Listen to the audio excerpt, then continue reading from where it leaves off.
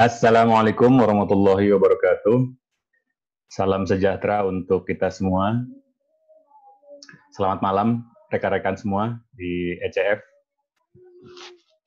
Dalam pertemuan kedua ini, kita akan membahas sebuah topik yang masih satu tema dengan pembicara kita minggu kemarin, Prof. Bambang, yaitu melihat hikmah COVID-19 dengan mengambil inspirasi dari dialektika negatif Theodor Adorno dan Vandana Shiva. Yang akan menjadi narasumber kita malam ini adalah sosok yang sudah kita kenal sebagai kuncennya ECF, Koko Yohanes Slamet Purwadi. Oh ya, doktornya kelewat. Dr. Yohanes Slamet Purwadi. Harus disebut.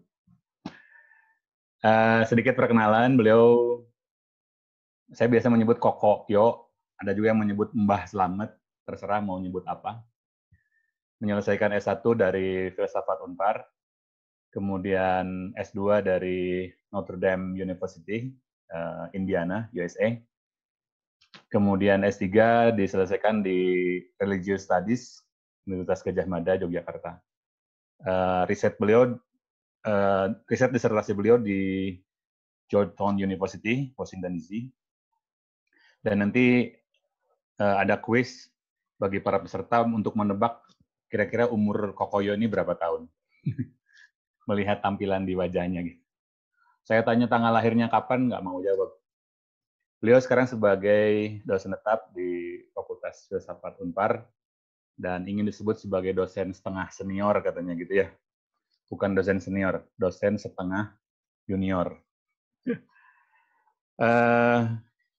Baik, tanpa perlu berpanjang-panjang, nanti Mbah Slamet akan menyampaikan materi kurang lebih 30-35 menit.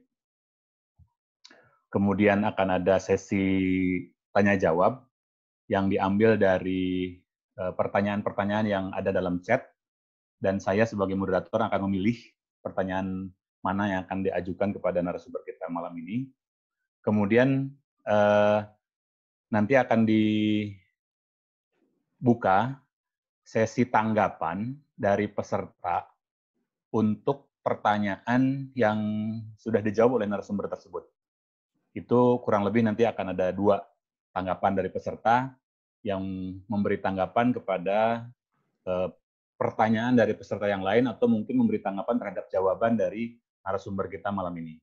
Nah, tapi ini berkaitan dengan waktu sangat ketat, jadi mohon maaf nanti kalau saya secara strict begitu ya membatasi pembicaraan kita, dan kita efektif sampai jam 8, lebih dikit mungkin lebih 10 menit nggak masalah gitu ya.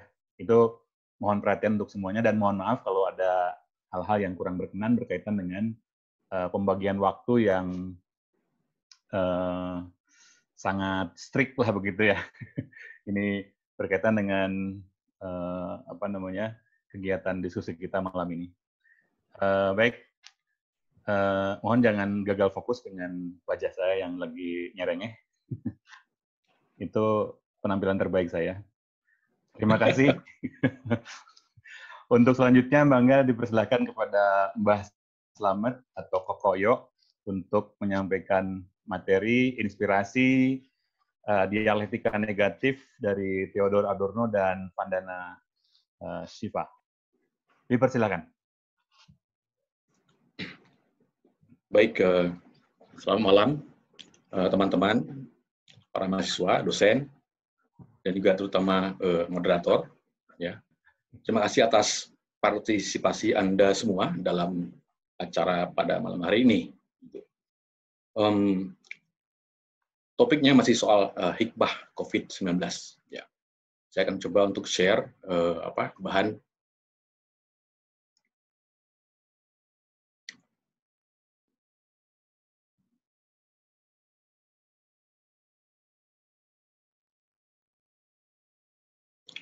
Begini, Bapak Ibu dan teman-teman, karena takut nanti juga waktunya nggak cukup, maka karena ketat sekali, ya, maka saya coba untuk merangkum kurang lebih apa yang inti pembicaraan kita pada malam hari ini apa aja gitu ya, atau semacam abstrak lah kurang lebih begitu, ya.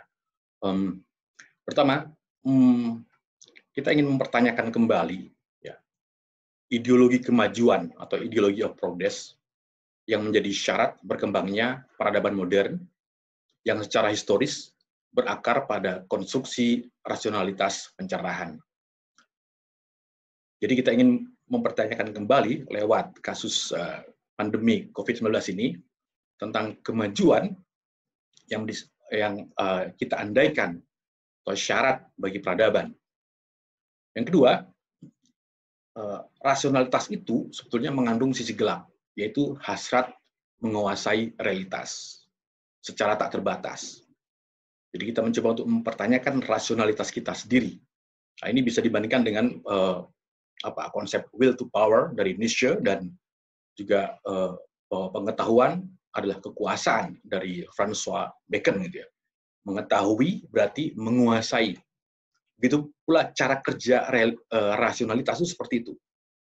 Rasionalitas itu memiliki sisi gelap, yaitu menguasai realitas. Berikutnya, ideologi kemajuan yang kita yakini sebagai pembebasan atau emansipasi ternyata tidak tanpa kerusakan atau mengandung di dalamnya benih-benih kemunduran. Jadi kemajuan itu ilusi. Kemajuan itu selalu berdialektika dengan kerusakan. Dan hasilnya apa? Negativitas total. Ini kata Adorno. Jadi masa depan rasionalitas sebetulnya suram. Atau bahkan kita tidak punya masa depan. Kemudian, tapi apa yang menyelamatkan kita? Satu-satunya penyelamat adalah pengalaman penderitaan. Ia memicu kesadaran radikal tentang subjektivitas, rasionalitas, dan kemajuan. Nah, tesis yang dibangun oleh Adorno adalah tentang dialektika negatif. Nah, dengan dialektika negatif itu kita terbantu untuk kita dibantu untuk memiliki model berpikir kritis dalam memahami kemajuan peradaban atau kemajuan kemanusiaan. Itu dari Adorno. Lantas dari Vandana Shiva, ini kedua orang ini saling melengkapi. Vandana Shiva mencoba untuk mengartikulasikan tesis Adorno itu lewat wacana COVID-19. Ini kurang lebih inti diskusi kita pada malam hari ini. Mari kita lihat bersama-sama.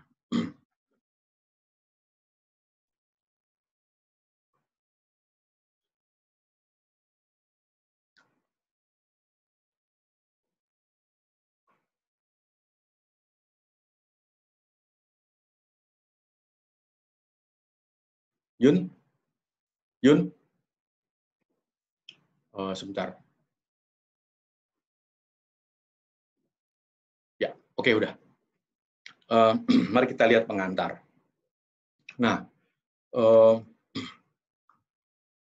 begini Bapak, Ibu, dan teman-teman, soal kemajuan dan rasionalitas di balik kemajuan itu, seringkali tidak lagi kita pertanyakan lagi. Kita andaikan bahwa rasionalitas itu adalah syarat bagi kemajuan. Bahwa kemajuan itu sendiri adalah sebuah keniscayaan atau keharusan sejarah, kurang lebih begitu. Nah, tetapi dengan adanya COVID ini, ya, pandemi COVID ini, kemajuan itu dipertanyakan lagi. Atau lebih dasar lagi, rasionalitas yang mendasari kemajuan itu dipertanyakan. Dengan kata lain lagi, kita dipaksa untuk memperkarakan validitas nalar atau rasionalitas kita sendiri. Saya mengutip Profesor Debbie Husky, dia bilang bahwa semua pilar-pilar peradaban yang kita andaikan ya sahih gitu ya, seperti kebebasan, waktu luang, hubungan kita satu sama lain, pekerjaan, keluarga, teman-teman, itu semua tiba-tiba diperkarakan oleh pandemi COVID ini. Kita bertanya lagi, apa makna itu semua? Termasuk saya tambahkan satu hal, yaitu nalar kita sendiri.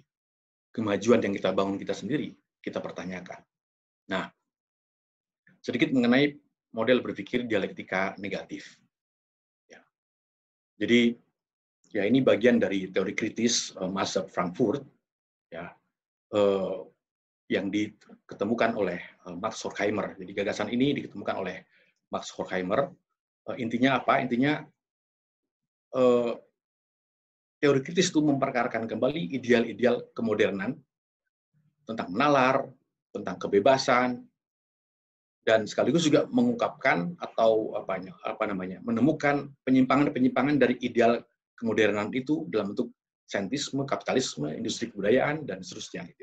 Dan kata lain lagi, ideal-ideal kemodernan atau ideal-ideal rasionalitas khususnya ialah misalkan bahwa kita berharap banyak pada kemajuan, pada rasionalitas, dan dengan kata lain, dengan rasio manusia bisa membebaskan diri dari penderitaan, dari ketergantungan pada alam, penyakit, perang, dan seterusnya. Itu ideal-ideal kemanusiaan, ideal-ideal rasionalitas sebetulnya. Ya. Nah, kira-kira itu inti dari teori kritis, di mana dialektika negatif itu bagian dari teori kritis itu sendiri, ya. Nah, saya tidak akan membahas mengenai Max Frankfurt atau teori kritis di sini, tapi intinya bagaimana kita kembali memperkarakan ideal-ideal rasionalitas, ideal-ideal kemajuan yang selama ini telah kita capai dan mengokohkan diri sebagai peradaban modern, kira-kira begitu. Nah, tokohnya Theodor Adorno, seperti disebutkan oleh moderator tadi. Nah, ia meyakini bahwa yang disebut pemikiran konseptual atau rasionalitas itu sebetulnya dibangun, dikonstruksi, dibentuk oleh kebutuhan akan adaptasi, dan karenanya selalu membawa benih-benih dominasi di dalamnya. Jadi, Bapak Ibu mesti membayangkan bahwa rasionalitas itu sebetulnya bentukan, evolusi, ya, dibentuk oleh sejarah. Ya. Awalnya beradaptasi, lama-lama mendominasi. Ya. Dengan kata lain, mendominasi itu dengan cara apa? Dengan cara memanipulasi dan menaklukkan realitas yang alamiah. Kira-kira begitu. Nah, tesisnya adalah bahwa untuk memahami fenomena irasionalitas yang terjadi di tengah dunia modern, termasuk pandemi COVID ini, kita perlu menggunakan metode berpikir yaitu yang disebut dengan dialektika negatif. Intinya adalah untuk mengerti sebuah kemajuan, kita harus melihat kemunduran. Nah, yang terjadi adalah bahwa kemajuan itu ditaruh setinggi langit, dikejar tanpa batas, dan ujung tombak itu dalam bahasa filsafatnya adalah rasionalitas pencerahan. Jadi apa yang kita andaikan, rasionalitas itu sebetulnya warisan, bentukan, konstruksi dari pencerahan atau Aufklärung pada abad ke-18. Nah, itu tesis dari Adorno.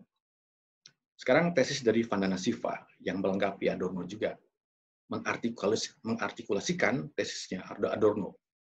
Dia bilang begini, COVID-19 ini adalah akibat langsung maupun tak langsung dari intervensi dan invasi manusia atas alam, atas nama kemajuan ekonomi, industri, serta profit yang menyembunyikan kerakusan yang dirasionalisasi dan dilembagakan. Dan kata lain, ilusi-ilusi tentang kemajuan mempenetrasi, menjajah kesadaran maupun dunia praktis manusia sehingga mengancam kelangsungan hidup spesies dalam totalitasnya. Ya. Jadi sebetulnya ya yang terjadi adalah bahwa rasionalitas itu berevolusi dengan cara membangun dengan menghancurkan. Paradoks. Kira-kira begitu. Nah, lantas bagian berikutnya, bagaimana kita memahami kembali rasionalitas kemajuan? Ya, jadi rasionalitas kita, berpikir rasional itu sebetulnya warisan dari pemikiran abad pencerahan. Ya. Nah, jadi apa kelemahan, apa sisi gelap dari rasionalitas pencerahan? Nah, menurut Adorno begini, rasionalitas pencerahan itu menafsirkan sejarah sebagai proses yang melibatkan manusia dan alam dalam pertentangan satu sama lain. Jadi sejak awal itu sudah seperti itu prinsip dasariahnya. Ya. Maka belakangan menimbulkan begitu banyak masalah karena prinsip dasariahnya sejak awal seperti itu, menempatkan manusia dan alam dalam sebuah pertentangan. Itu. Nah, mari kita lihat sebetulnya apa beberapa dimensi dari rasionalitas atau beberapa pengertian dari rasionalitas.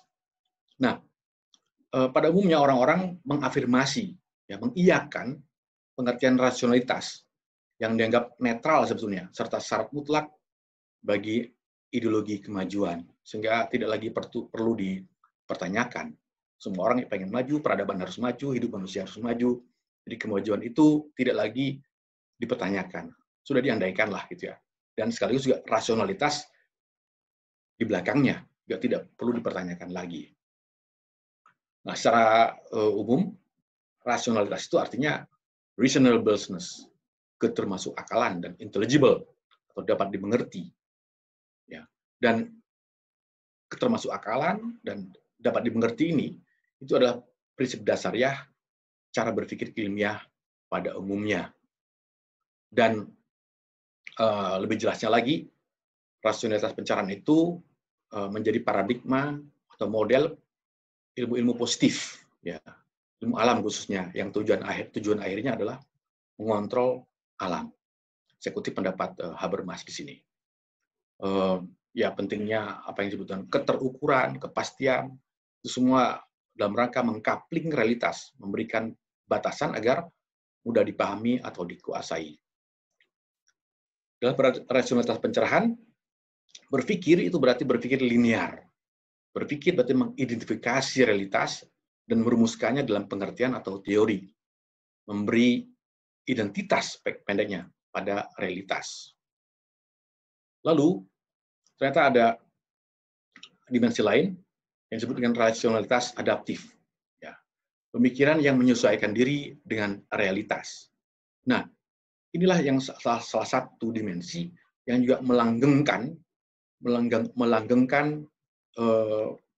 kemajuan, ya, sedemikian rupa sehingga seolah-olah kemajuan itu menjadi syarat mutlak.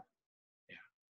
Tapi masalahnya adalah bagaimana rasio kita atau pemikiran kita atau rasionalitas kita itu terus-menerus dikondisikan supaya menyesuaikan diri dengan realitas. Jadi tidak lagi kritis, katakan sebegitu.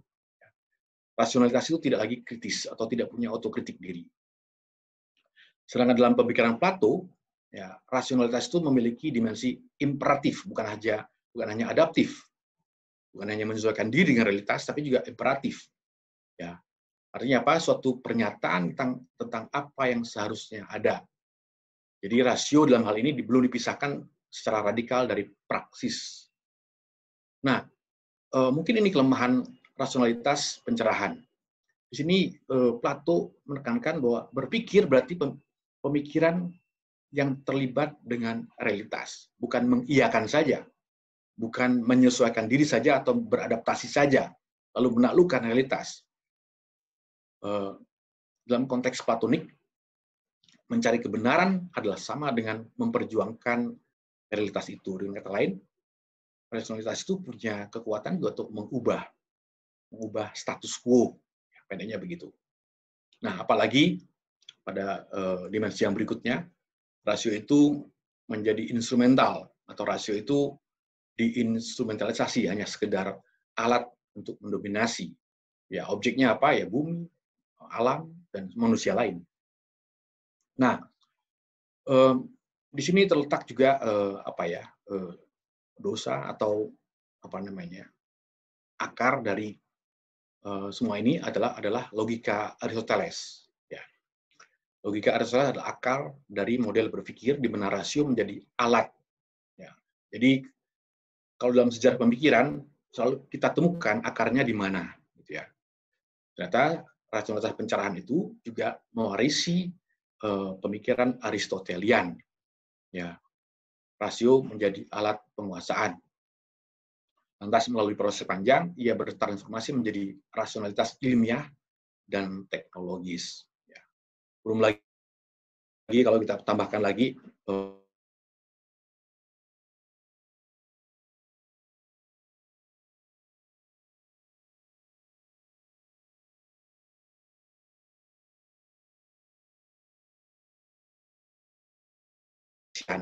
rasionalitas pencerahan itu, ya, apa namanya, bekerja dengan cara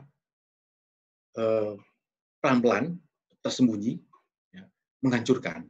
Jadi kemajuan itu tidak mungkin tanpa ada sesuatu yang ditiadakan, dihancurkan, dirusak.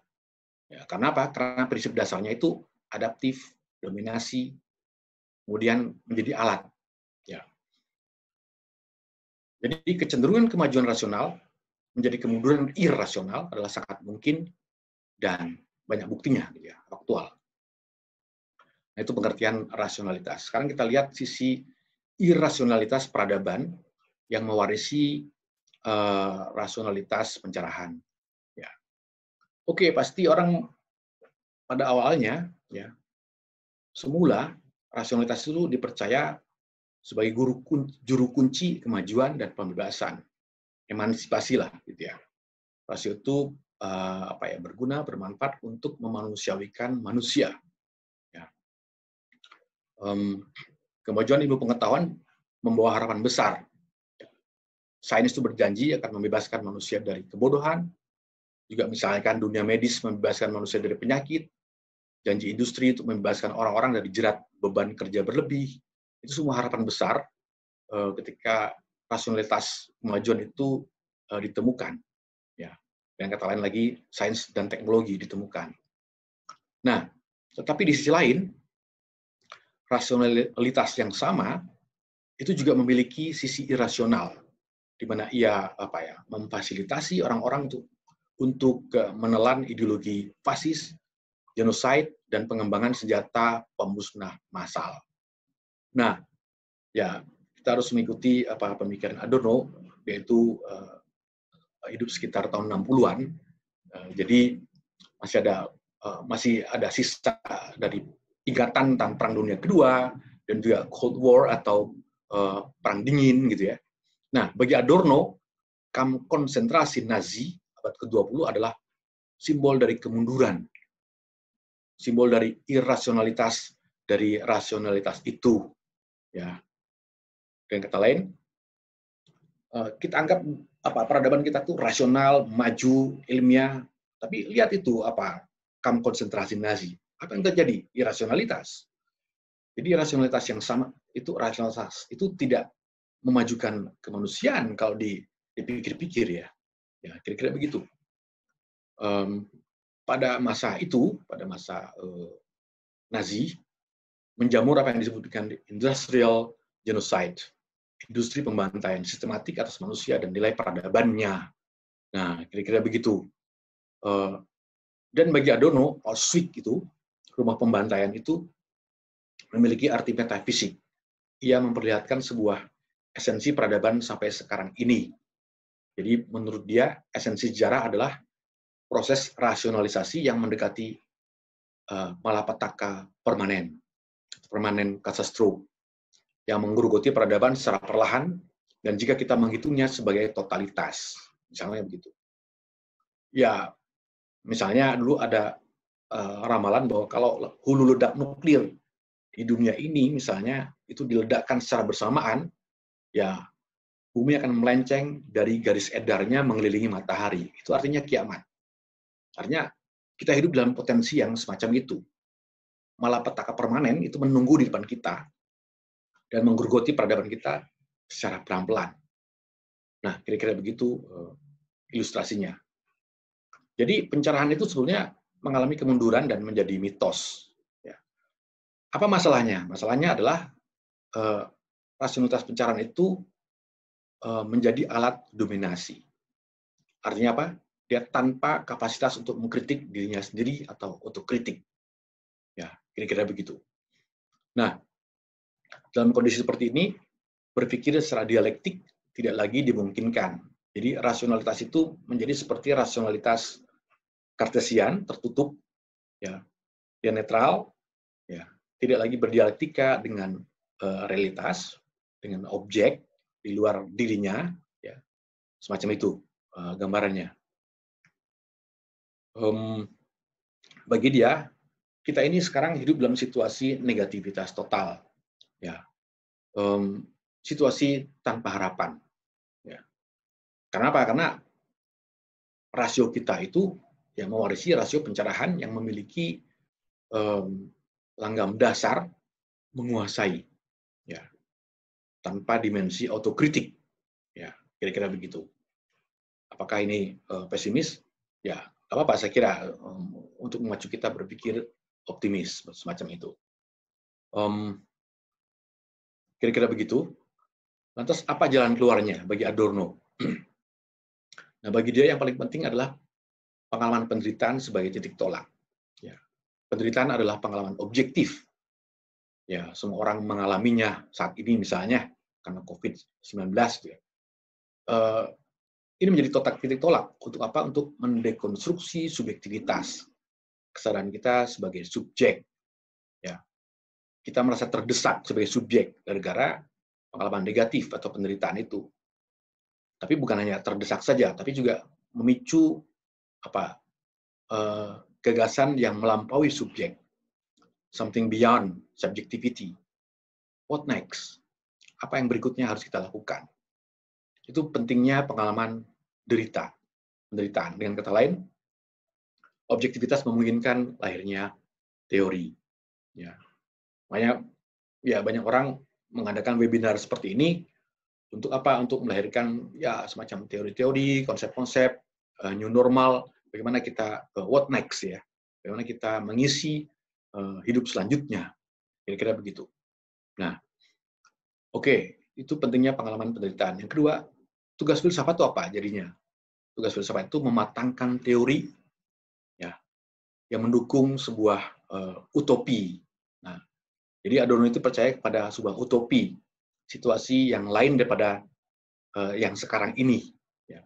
Karena dia terlalu pesimis dengan Holocaust, ya, bencana yang menunggu kita di depan, entah itu karena bencana Nazi itu, industrial genocide, ya, dia pesimis terhadap situasi yang ada sekarang ini, kalau mau disebut begitu. Tapi berkat penderitaan kita bisa maju ke depan, membayangkan sebuah utopi yang lain daripada dunia yang sekarang ini, new normal, ya, katakan saya begitu. Itu makanya agak cocok dengan mimpinya atau teorinya Adorno mengenai utopi, yaitu kemungkinan munculnya masyarakat yang sama sekali lain daripada yang kita kenal dalam sejarah saat ini, ya, sekarang ini, sejarah konkret. Tapi jangan lupa bahwa tugas filsafat itu mematangkan teori dulu. Jadi filsafat mungkin ilmu yang spekulatif, jadi mungkin tidak bisa langsung mengubah kenyataan. Maka berteori itu tetap penting, asal matang. Nah, jadi tapi paradoksnya adalah bahwa kita harus menggunakan rasionalitas yang sama itu untuk memperbaiki keadaan, untuk menerjemahkan utopi, untuk menerjemahkan new normal, katakan saya begitu. Ada sisi gelap, tapi kita nggak punya alat lain kecuali rasionalitas itu. Nah, itu jalan keluar dari Adorno. Nah, jadi kira-kira berikutnya apa hikmah corona? Ya, hikmah berarti ada yang salah, maka kita harus perbaiki, gitu ya. Nah, kalau kita anggap saja misalnya pandemi COVID ini kita jadikan simbol irrasionalitas dari rasionalitas kemajuan peradaban manusia, maka asumsi kita apa? Asumsi kita adalah bahwa ada sesuatu yang salah dengan peradaban dan kemajuan yang kita bangun. Nah, di sini kata kuncinya adalah yang saya garis bawah, garis merah, masalahnya adalah intervensi manusia atas alam, serta hukum alam. Situasi pandemi ini boleh jadi merupakan implikasi dari ideologi kemajuan yang selama ini kita andaikan syarat mutlak bagi peradaban. Nah, COVID itu mempertanyakan kembali apa yang kita yakini, kita andaikan selama ini. Ya, kira-kira begitu. Lantas, masih soal hikmah, ada beberapa pelajaran humanisme universal yang kita bisa petik dari sini. Ya. Nah, dari sini saya mencoba untuk memasukkan beberapa gagasan dari Vandana Shiva. Ya. Pertama,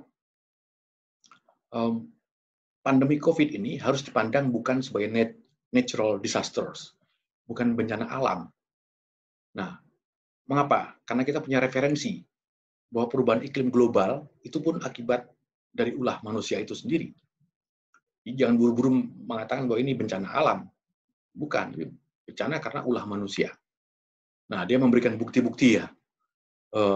HIV, Ebola, influenza, MERS, dan SARS muncul berkaitan dengan kondisi ketika ekosistem hutan diinvasi oleh manusia, sehingga virus-virus itu kemudian melompat dari hewan ke dunia manusia. Ketika dunia hewan digiring ke dalam kandang-kandang peternakan dan diolah di pabrik olahan daging untuk melipat gandakan profit, penyakit-penyakit baru seperti flu burung dan flu babi pun menyebar. Jadi sebenarnya sederhananya kita analog dengan manusia membangun dengan cara merambah hutan. Di hutan itu ada macan. Lantas macan terdesak, kita meringseknya dengan pembangunan. Apa yang terjadi? Macan itu lantas menyerang manusia atau memakan manusia. Saya kira virus itu harus dibayangkan seperti itu juga. Ya. Cuma kan macan kan kelihatan secara fisik, virus kan mikro, hidup di dunia mikro. Tapi analoginya kurang lebih sama, dan itu yang diungkapkan oleh Vandana Shiva. Maka dia bilang tidak berlebihan jika fenomena munculnya virus dan sebagian besar ancaman global terkait dengan, nah ini dia, model ekonomi, sains, teknologi yang kita pilih sebetulnya selama ini untuk mendukung kemajuan, dan itu berakar pada apa yang disebut dengan pandangan dunia antroposentrik, mekanistik, militeristik. Ya. Gitu. Nah, tesisnya Vandana Shiva itu juga didukung oleh statement dari ahli Net Geo Indonesia bahwa penurunan populasi satwa liar telah memfasilitasi merangsang penularan virus ke manusia. Fenomena ini disebut dengan luapan virus. Nah, saya kebetulan nonton berita satu waktu itu, saya catat. Ini penting sekali untuk mendukung tesisnya Vandana Shiva. Terus pemerintah Tiongkok juga mulai melarang domestifikasi, penjualan, dan konsumsi satwa liar. Gitu. Nah, ini kata kuncinya tadi itu intervensi manusia yang sudah terlalu dalam. Karena di kepalanya isinya apa? Pengen maju, tapi dengan cara menghancurkan. Mungkin secara perlahan, tidak sadar, semacam itu. Nah, kita coba lihat model ekonomi, sains, teknologi, itu pilar peradaban. Ya. Di balik model itu ada semacam pandangan dunia lah pokoknya. Yaitu antroposentrisme, manusia itu merasa dirinya memiliki hak mutlak atas alam seisinya, sentral posisinya itu, atas dunia dan juga spesies-spesies non-manusia. Ya, itu antroposentrisme. Kemudian mekanistik, itu berarti bahwa alam semesta ini dianggap sebagai mesin raksasa. Karena mesin, maka dia gampang diutak-atik, intervensi, dicopot onderdilnya, kemudian dimanipulasi, ya seperti mesin lah, kurang lebih begitu. Ini pandangan atau worldview, ya, worldview dari model ekonomi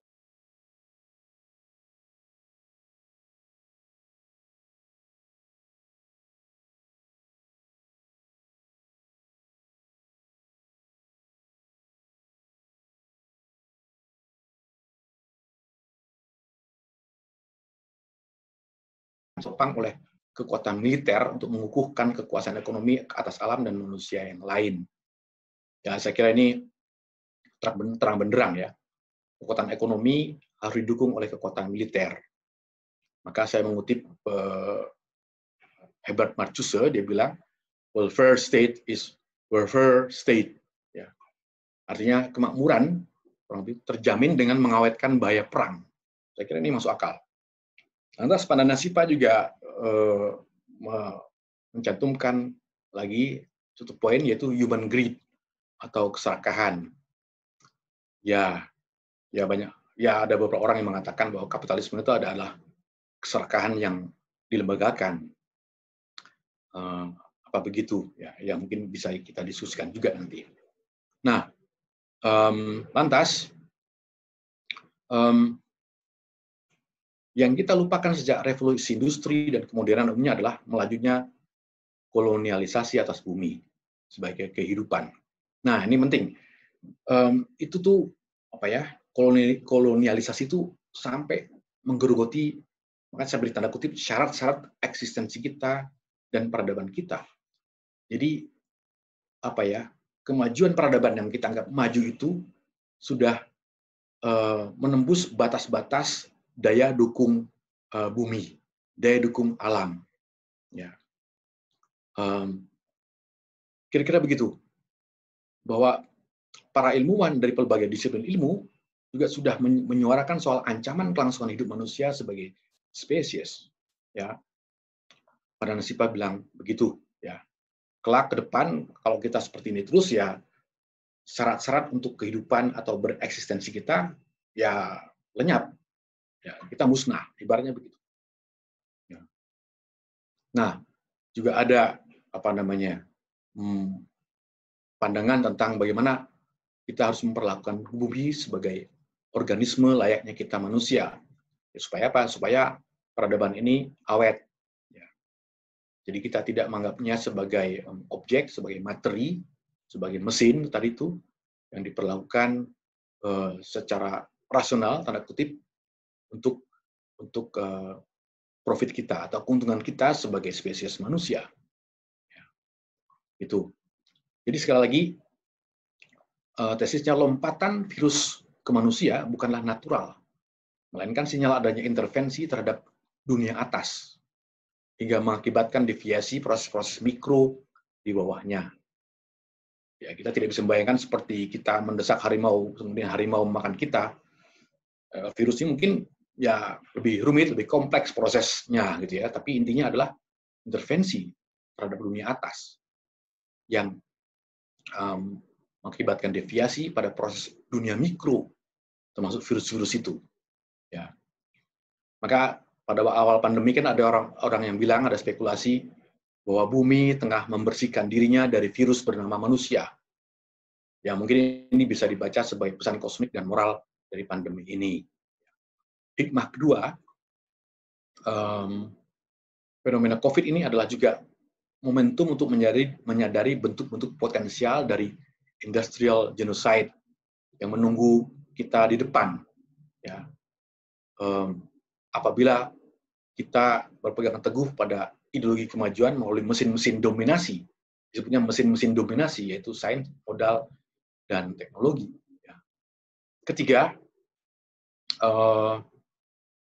kemajuan yang kita hidupi itu sebetulnya menciptakan apa yang disebut dengan kodrat kedua atau alam kedua, second nature.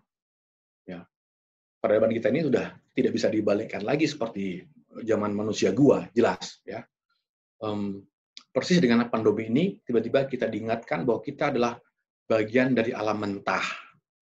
Ada first nature, ada suatu kesadaran akan eksistensi alam yang menyuarakan secara diam-diam, atau voice of voiceless, pesan kosmik. Jadi ada sebuah kehidupan yang disebut apa adanya, serasi, harmonis, sehat, dan manusiawi. Itu adalah suara dari, katakan saja, alam mentah. Gitu. Tiba-tiba kita disadarkan pada suara dari yang tak bersuara, suara dari kediaman. Gitu. Itu kosmos, itu alam. Ya. Suara alam. Ya. Suara angin, suara kodok, dan suara virus corona ini. Ya. Jadi dari perspektif ini, ada sisi di mana kita disadarkan kembali bahwa peradaban kita ini sebenarnya mundur. Sudah lumayan jauh dari kata harmoni semesta. Ya, kira-kira begitu. Keempat, nah ini saya ambil dari pesan dari filsuf Herbert Marcuse.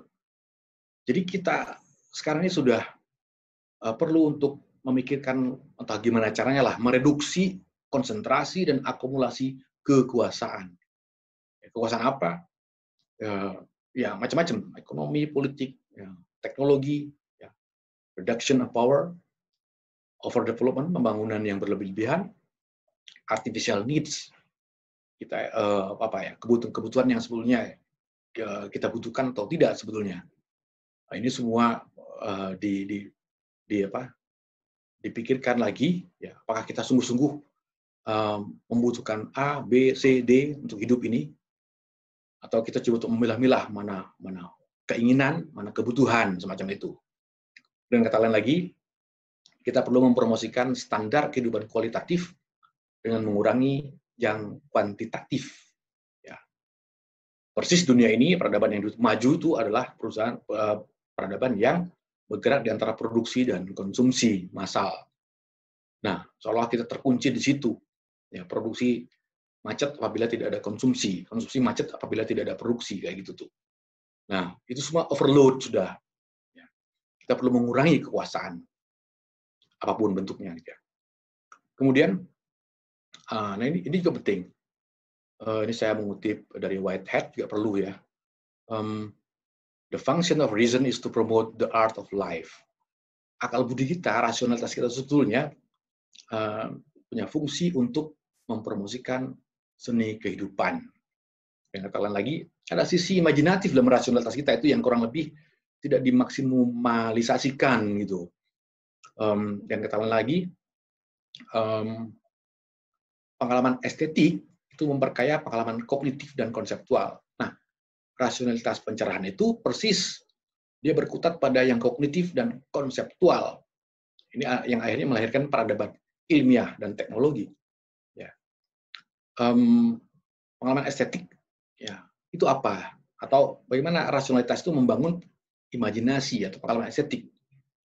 Ya misalnya membayangkan bumi ini sebagai organik misalnya, bukan materialistik misalnya.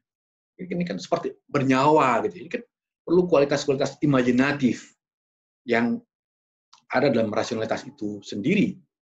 Ini potensi ini perlu dikembangkan. Kemampuan rasionalitas untuk berpikir estetik. Kelima, nah ya mungkin saya menyinggung juga yang sangat spesifik, ya sisi positif stay at home bagi pemulihan bumi, ya new normal begitu. Nah, bahwa ternyata pemulihan bumi itu mensyaratkan berdiam diri sejenak, stay at home, work from home.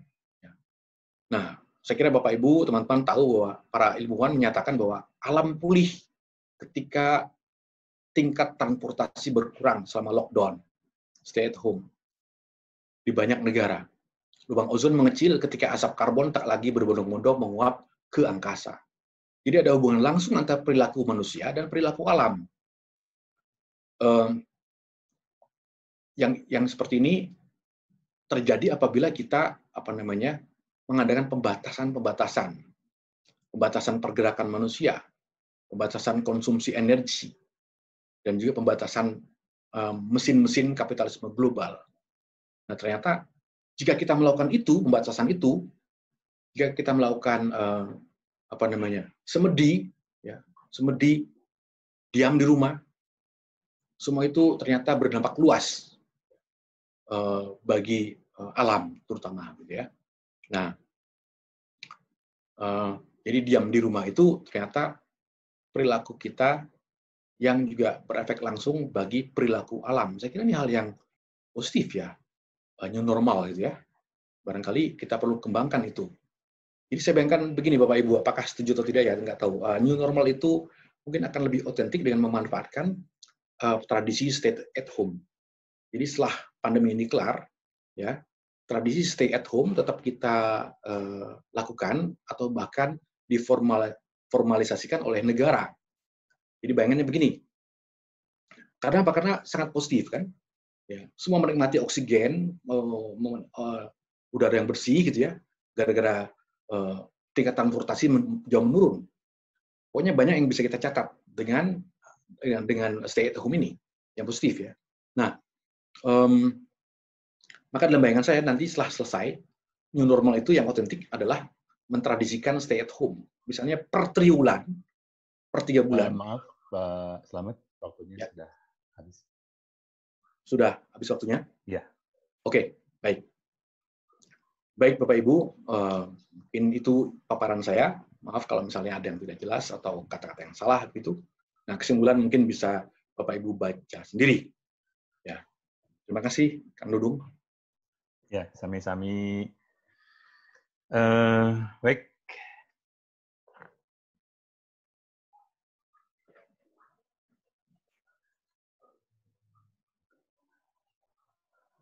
Baik, rekan-rekan sekalian peserta ECF malam ini. Saatnya kita masuk ke sesi tanya-jawab. Jadi dari apa yang tadi disampaikan oleh Mbak Slamet, kurang lebih mungkin hikmah COVID dilihat dari sisi dialektika negatif itu mengajarkan kepada manusia dalam bahasa ngepopnya mungkin, makanya jangan jadi manusia itu jangan belagu gitu ya, banyak gaya, sombong, tidak tidak mau melakukan perbaikan. Nah, kurang lebih mungkin seperti itu.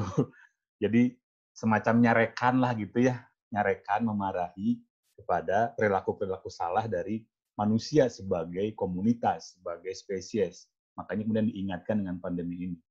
Adorno dan Shiva juga mungkin dalam bahasa lain ingin mengatakan, gua bilang juga apa gitu ya. Aku udah ngomong begini dari dulu, nggak nurut-nurut. Kira-kira mungkin begitulah kira-kira dalam bahasa ngepopnya mungkin gitu ya. Nah, tapi kemudian dari apa yang disampaikan Pak Slamet juga tadi, Adorno dan Shiva juga tidak berhenti pada pesimisme, tapi juga kemudian what next-nya itu apa gitu ya. What next-nya, apa upaya-upaya yang dilakukan oleh manusia untuk bisa memberikan solusi atas permasalahan tadi, walaupun itu memang masalahnya dibuat oleh manusia juga sih, begitu ya. Nah, artinya pesimisme tidak berakhir pada keberserahan, gitu, tapi kemudian kesadaran tentang ulah buruk manusia ini kemudian melahirkan upaya-upaya konstruktif bagi kemanusiaan itu sendiri.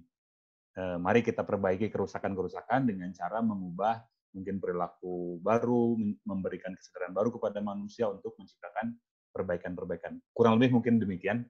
Baik, untuk sesi tanya-jawab, saya akan ambil dari kolom Q&A. Ada 6 orang yang mengajukan pertanyaan. Untuk yang pertama, saya berikan kepada yang pertama mengajukan, yaitu Bu Ratna Lubis. Kurang lebih pertanyaannya itu adalah ingin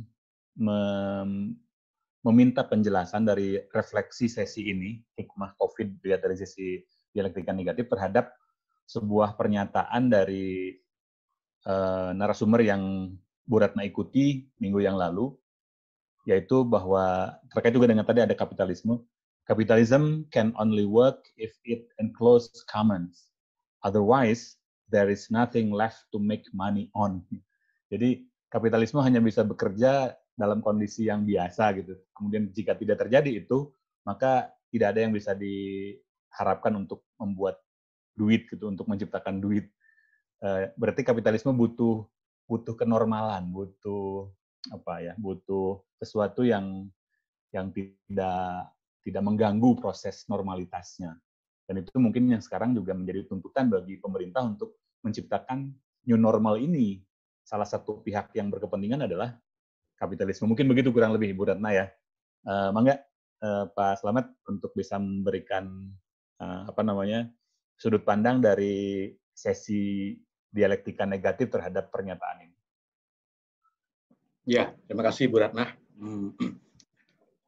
Ya, kasarnya semua orang butuh uang. Ya, uang itu butuh profit.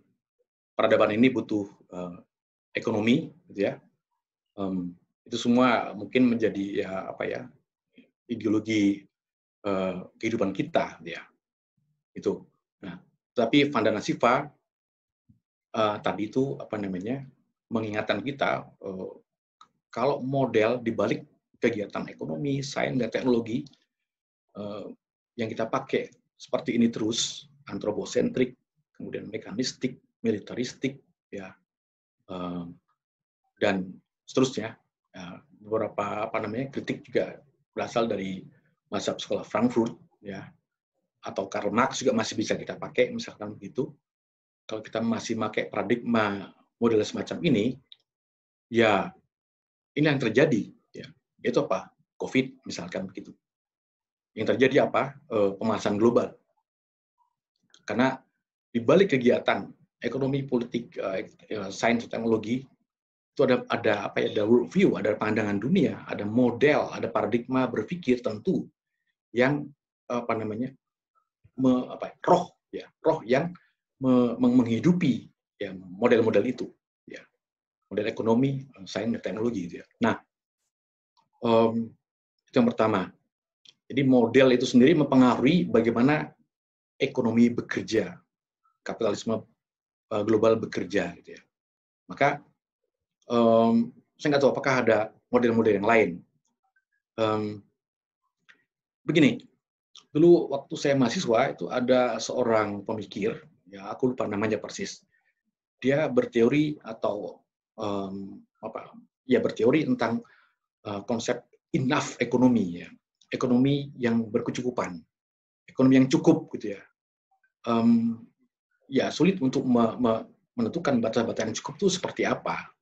Nah, karena itu, tapi penting bahwa ide ini penting, ya, bahwa sistem ekonomi, perekonomian global semacam itu yang dilatar belakangi oleh tiga worldview itu tadi itu yang destruktif ke depannya, gitu ya. Buktinya udah banyak sebelumnya kan, pemanasan global, ya virus ini juga, gitu kan, konflik sosial juga, gitu. Nah, maka buku ini penting. Aku lupa namanya pengarangnya itu, Enough Economy, ya misalkan begitu. Ya. Itu yang pertama, yang kedua, ya. Yang ketiga, ya untuk mencegah kerusakan ini, terutama pemanasan global, misalnya para ilmuwan National Geographic itu menyarankan agar masyarakat dunia lah pokoknya gitu, menanam 3 triliun pohon. Untuk apa? Untuk menghadang pemanasan global, untuk mengecilkan lubang ozon. Kayak gitu. Nah, bayangkan 3 triliun pohon harus ditanam, barulah pemanasan global itu pulih, atau lubang ozon itu mengecil. Nah, ya bagaimanapun juga, kita tetap bijak bahwa ada sesuatu yang salah dengan sistem perekonomian kita yang sekarang ini. Dan kita harus mengambil beberapa gagasan, beberapa tindakan untuk itu. Ya. Nah, itu mungkin dua jawaban yang mungkin saya nggak tahu apakah memuaskan atau tidak, gitu ya. Karl Marx misalnya dalam sejarah mencoba untuk kapitalisme itu haram, makanya yang bagus adalah komunisme, sosialisme, gitu kan. Tapi ternyata kalah, gitu ya. Belum berkembang pesat tapi sudah kalah, gitu misalnya. Apakah kita punya alternatif sistem ekonomi yang lain? Saya harap mungkin ekonomi syariah, ya, menjadi tandingan atau pengimbang sistem ekonomi kapitalis. Ekonomi syariah yang mungkin ramah lingkungan, ramah sesama, misalnya begitu. Jadi tidak destruktif, karena rohnya adalah roh keadilan misalnya, gitu. Bukan menguasai seperti kapitalisme global misalkan begitu. Nah, mungkin itu jawaban sementara saya. Oke. Ya. Baik, penanya berikutnya, ini saya mengurut saja dari apa yang ada di Q&A ya. Dari Pak Tristam Mulyono. Ini pengertian masuk akal dikaitkan dengan reasonableness dan dapat dimengerti. Nah, bukankah ini membuka pintu bagi pemahaman rasional yang berbeda-beda, tergantung bagaimana kata atau konsep itu digunakan dalam budaya dan cara berpikir tertentu. Artinya mungkin ya, rasional menurut sebutlah budaya Amerika mungkin beda dengan rasional menurut budaya Jawa gitu ya, budaya Sunda atau budaya mana gitu. Mungkin seperti itu. Artinya kemasuk akalan itu bisa sangat multi interpretatif tergantung pada budaya dan cara berpikir tertentu. Nah, ini konteks seperti apa kurang lebih yang ingin disampaikan oleh Pak Slam. Ini mohon pencerahannya, kata Pak Tristam. Ya, baik. Terima kasih, Pak Tristam. Nah, Harono itu lebih membicarakan soal rasionalitas ilmiah. Jadi yang universal lah, kurang lebih begitu. Rasionalitas ilmiah itu diwarisi dari Aufklärung atau abad pencerahan, abad ke-18. Nah, makanya kata kuncinya adalah ketermasuk akalan dan dapat dimengerti, gitu ya. Ini kunci dari ilmu-ilmu alam yang positifistik, gitu ya. Seperti itu. Nah, jadi konteks besarnya adalah rasionalitas ilmiah. Ya. Nah, kalau misalnya diterjemahkan ke dalam konteks lain, ya pasti akan ada penafsiran yang berbeda-beda. Masuk akal bagi saya, masuk akal bagi orang Amerika. Logika berpikir Barat dan Timur itu jelas jauh berbeda, misalnya begitu. Maka salah satu ciri universal dari rasionalitas ilmiah adalah berpikir linear, ya. Linear, subjek sama dengan objek, gitu. 1 tambah 1 sama dengan 2, ya. Itu logika linear, kurang lebih begitu. Anjing adalah hewan yang dapat menggonggong, subjek sama dengan objek, misalkan begitu. Nah, ada logika lain, namanya logika logika sirkular, misalkan itu beda sekali gitu. Misalnya begini, logika linear itu kan bicara soal urutan waktu, misalnya kemarin, sekarang, ke depan, misalnya begitu. Nah, misalnya begini, kalau pakai logika linear dengan urutan waktu, gitu ya. Kita pakai kata ketinggalan pesawat, misalnya gitu ya.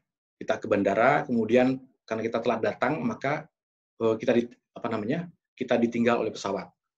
Itu kan kita pakai cara berpikir linear atau cara berpikir waktu, ya, detik, menit, dan seterusnya, gitu ya. Nah, maka kita akan membuat statement begini, saya ketinggalan pesawat. Artinya apa? Pesawat duluan pergi, saya datang belakangan. Ini logika linear dalam arti waktu. Nah, logika sirkular beda lagi ngomongnya. Tapi maknanya sama. Dibilang begini, pesawat berangkat dengan tidak membawa saya. Itu sama maknanya. Sekali lagi, pesawat berangkat dengan tidak membawa saya. Dia nggak pakai logika linear. Pesawat duluan, saya belakangan, maka ketinggalan. Enggak. Nah, ini kalau soal perbedaan tafsir yang linear, logika linear, dan sirkular. Gitu. Nah, tapi dalam konteks ini, terutama adalah rasionalitas ilmiah yang universal, yang diwariskan di sekolah-sekolah. Kita ini semua sebetulnya mewarisi rasionalitas pencerahan dengan masuk ke dalam sistem persekolahan. Kalau waktu saya bikin skripsi, saya harus dipaksa berpikir apa? Logis, sistematik, terstruktur, subjek, objek, dan sebagainya itu harus harus benar, gitu ya. Nah, model-model berpikir semacam ini yang kalau tidak diwaspadai, ada unsur kekuasaan di situ bermain. Itu ditunjukkan oleh Adorno. Ya. Jadi dengan kata lain, kalau mau diteruskan, sains itu tidak netral, rasionalitas itu tidak netral. Ya. Semacam itu kurang lebih. Dia ada unsur beradaptasi, kemudian ada unsur menaklukkan, ada unsur nanti rasio itu bisa menjadi alat penguasaan. Ini dimensi rasionalitas kurang lebih kalau kita bicara soal rasionalitas dalam arti ilmiah. Ya. Kira-kira begitu. Oke, baik. Sesuai dengan yang tadi disampaikan di awal, bahwa setelah sesi Q&A ini ada tanggapan dari peserta, bisa memberi tanggapan terhadap pertanyaan yang sudah disampaikan, atau bisa juga memberikan komentar atas jawaban yang diberikan oleh narasumber kita. Untuk kesempatan ini, saya berikan kesempatan dari penanya berikutnya juga, yaitu Pak Subelo Wiono, untuk memberikan pendapat mungkin atas pertanyaan yang diajukan, atau menyampaikan komentar atas apa yang sudah disampaikan oleh narasumber. Mas Yono, dipersilahkan.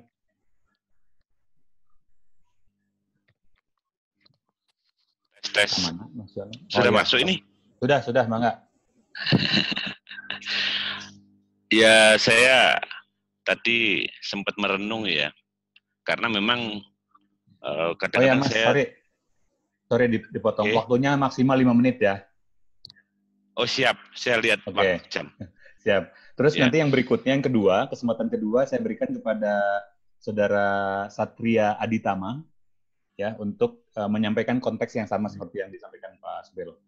Monggo. Oke. Ini gambar saya nggak kelihatan ya. Videonya di 4 menit dari sekarang. Saya terus terang prihatin ya, kalau kita baca di media sosial memang banyak statement-statement negatif ya. Makanya saya berharap dengan kegiatan seperti ini kita mendapatkan pencerahan. Ya, cuman untuk menghindari diksi negatif itu ternyata tidak mudah ya. Makanya tadi saya pertanyakan misalkan ada kalimat apakah ada yang salah dengan peradaban kita gitu kan. Di medsos kan kadang-kadang lebih jauh daripada itu. Oh, ini memang manusia sudah saatnya mendapatkan azab kayak begitu ya. Saya berharap kita bisa menyelesaikan semua persoalan ini dengan diksi-diksi positif ya. Jadi lepas dari teman-teman yang mungkin sebagian masih terkooptasi dengan situasi 2014-2019, tapi kadang-kadang apa karena jenuh terlalu lama di lockdown gitu, kadang-kadang kita terhanyut juga akhirnya pada saat mendengarkan diksi-diksi yang negatif itu. Karena saya melihat Pantare ya, bahwa air yang mengalir di Sungai Nil kemarin pasti berbeda lah dengan hari ini. Apakah kita harus menyalahkan peradaban kita sekarang ini? Soalnya kalau kita melihat catatan sejarah kan jauh di belakang sana ada Alexander the Great, ada Julius Caesar, ada Genghis Khan gitu. Apakah mereka lebih benar daripada kita? Jadi saya berharap dengan kita tetap berkumpul di forum ini, baik melalui webinar rutin maupun nanti kita akan ada new normal dan di WA Group, kita peliharalah itu harapan-harapan, optimisme ke depan, ya, diksi-diksi yang positif, saling memotivasi. Saya kira cukup demikian, tertangkaplah gagasan saya. Terima kasih Pak Moderator dan Pak Slamet. Oke, sami-sami Mas Yono. Berikutnya kepada Satria Aditama, mangga? Masih bergabung dengan kita? Iya, masih. Oke, terima kasih Pak Dudung, Mas Dudung sama Kohyo ya. Saya Afgan. Iya, Pak Afgan. Ya, saya tadi tertarik sama uraian Adorno sih, yang menurut Kohyo kan justru mendukung sekali dengan bahwa kita manusia itu kalau mengalami pencerahan atau melalui kemajuan pasti akan melalui kebalikannya lah ya gitu, melalui perusakan gitu kan ya. Nah kalau mengacu ke itu, bukankah bahwa kita lihat selama ini COVID ini justru menjadi jalan untuk mendapatkan pencerahan itu, bisa nggak dilihat sebagai itu gitu. Jadi bahwa sebenarnya bahwa COVID ini memang ada karena untuk menguji rasio manusia itu supaya bisa lebih maju lagi. Karena saya lihat selama ini kapitalisme ini membuat manusia terlena. Ya, kelinearan yang terlalu kaku itu menjadi kemajuan kemodernan kapitalisme itu nggak kreatif gitu lah. Jadi mungkin dengan adanya COVID ini membuat kita bisa menemukan solusi-solusi yang tidak linear tadi. Ya mungkin banyak logika lain yang bisa dipakai justru. Atau sekarang kan lagi musimnya design thinking gitu. Jadi kita bisa melihat dari berbagai sudut pandang. Nah, kira-kira begitu. Oke. Terima kasih waktunya. Ya. Terima kasih Mas. Ya. Ini mohon maaf nih kepada para penanya yang lain. Ini masih banyak pertanyaannya di Q&A.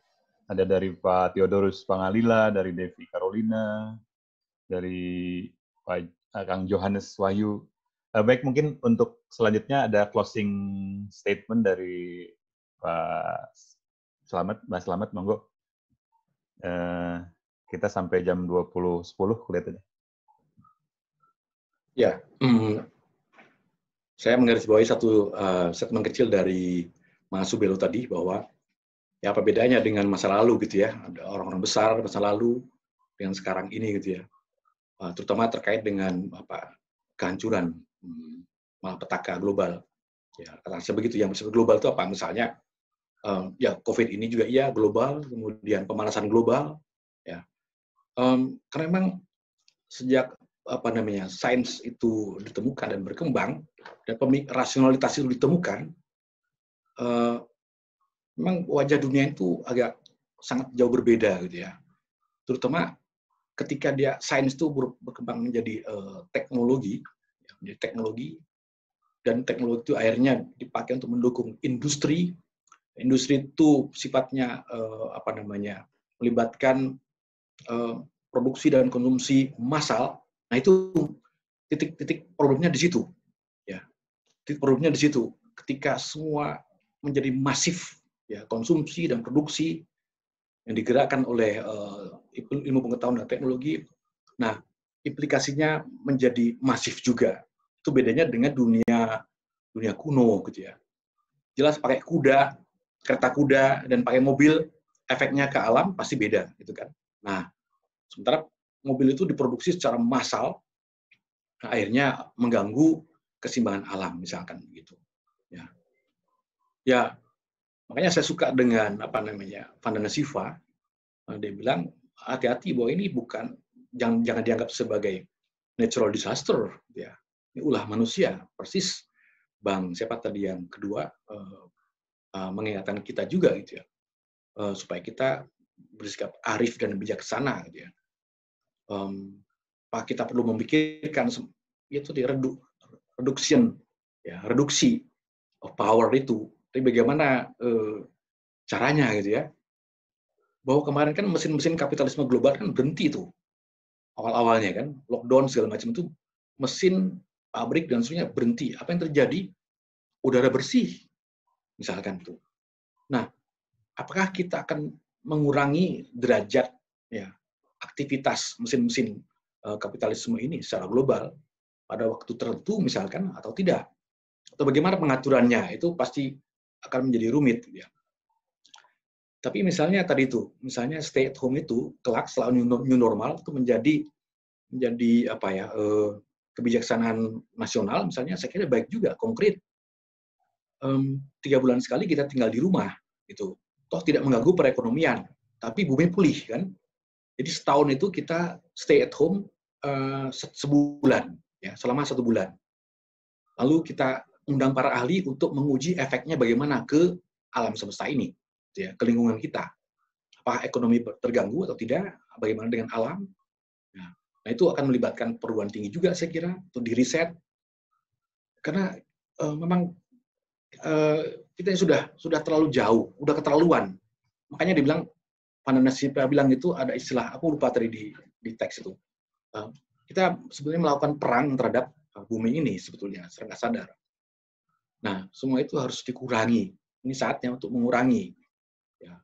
Nah, menurut saya yang konkret antara lain juga membiasakan stay at home itu sebagai bagian dari new normal. Nah, mungkin saya akan menyurati Presiden Jokowi kali ya untuk mengusulkan ini, dan yang mendengarkan sekarang ini coba untuk menandatangani semacam usulan gitu ya, semedi nasional per 3 bulan seminggu gitu loh, ya. Keren saya kira usul saya ini, keren nggak? Keren toh. Nah, mohon dukungannya. Ya, kita bikin petisi ke Jokowi dan tembusan ke Menteri Lingkungan Hidup dan Menteri Kesehatan misalkan begitu. Kan Anda menikmati toh seminggu tinggal di rumah misalnya, seminggu aja, nggak usah lama-lama. Seminggu di rumah dengan keluarga lebih intensif gitu ya. Gitu. Jalanan sepi, ya, polusi berkurang. Nah, kayak gitu. Kenapa? ini tidak ditradisikan sebagai bagian dari new normal. Semua orang sudah melakukannya di situ kan. Dan semua orang merasakan efek positifnya. Sekaligus ini membantu alam gitu ya.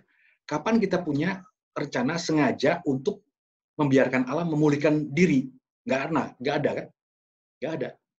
Taruhlah ada Earth Day misalnya, kita memadamkan listrik ya selama 1 jam, kagak ngefek men, nggak ngefek itu. Tapi kalau seminggu kita tinggal di rumah, kita nggak berkendaraan, itu ikan lumba-lumba itu masuk ke sungai Venesia katanya kan, gitu. Lubang ozon mengecil, berefek berarti itu baru seminggu loh. Nah, ini mungkin closing statement saya itu berupa usulan supaya stay at home ini menjadi kebijakan nasional dan kita akan coba untuk menyurati Jokowi agar ini menjadi semedi nasional dan mungkin juga akan ditiru oleh negara-negara lain gitu ya. Kalau memadamkan listrik 1 jam kagak ngefek, kurang. Harus seminggu, harus sebulan paling tidak. Kira-kira begitu.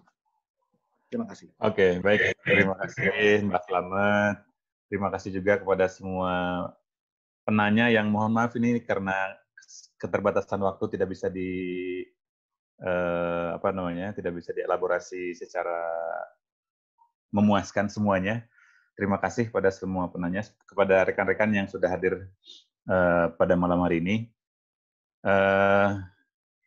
Demikian pemaparan tentang hikmah COVID-19 dilihat dari perspektif Adorno dan Shiva.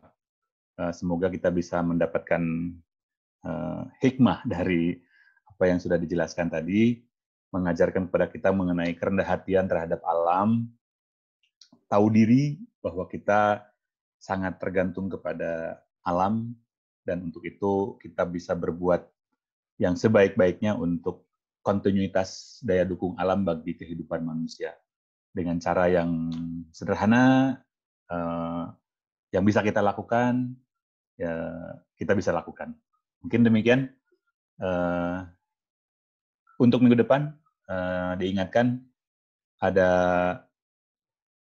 pembicaraan mengenai FOMO, Fear of Missing Out, refleksi bersama Heidegger dan Thomas Nagel, kemudian Chung Tzu dan Epicurus yang disampaikan oleh Fabianus Tubun.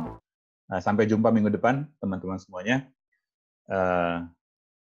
Salam sejahtera untuk semuanya. Assalamualaikum warahmatullahi wabarakatuh. Terima kasih Pak Slamet.